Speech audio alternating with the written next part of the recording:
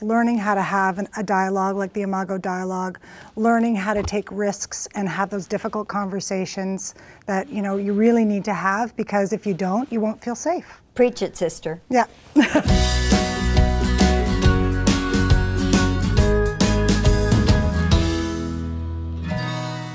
So if someone is in a bad relationship and they really want to get out or know what to do, what's one piece of advice that you would give them?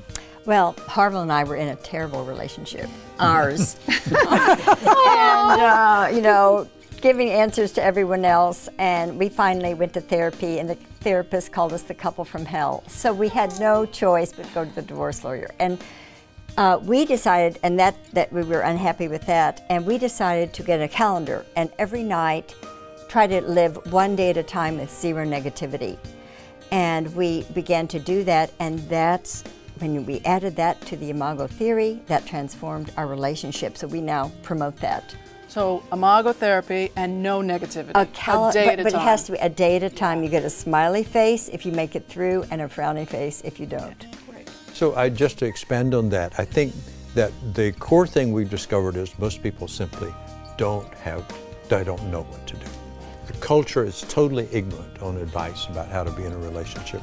So the fun thing is get some information, because there's some very simple, powerful information that you can get in a lecture, you can get it in a book, you can get it in a weekend workshop. So where should they go? Your Tango. And go to Tango. It's going to be full of this. They should go to Getting the Love You Want. Go to our website. And but the other quick bit of advice, the other thing we did is, before going to bed at night, give each other 3 appreciations every night, and just something specific. And that was my favorite time to tell Harville what he had done wrong that day.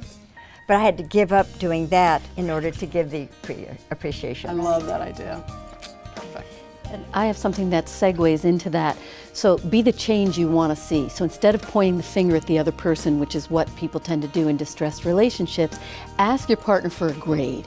How was I as your spouse or your partner today on a scale of 0 to 10? Because I want to be 10 in every way. So grade me and tell me how I'm doing so that I can be better for you. And that just totally reframes it. I'm not blaming you. Help me be better for you. Beautiful. And I would suggest that you play the you spot it, you got it exercise, and understand that which we really dislike most in our partner is really about us. And if you could really get your partner to recognize that, which is really hard, then I think that's going to get you somewhere. Nice. What I would say about it is, what's really important is making sure that you're maintaining the connection, and the way to do that is to create safety in your relationship. Right. So holding the space, learning how to have a dialogue like the Imago dialogue, learning how to take risks and have those difficult conversations that you really need to have, because if you don't, you won't feel safe. Preach it, sister. Yeah. So if you're in a bad relationship, get some help today. If you're being abused physically or emotionally, absolutely seek out some resources. These are great tips, but get some help now.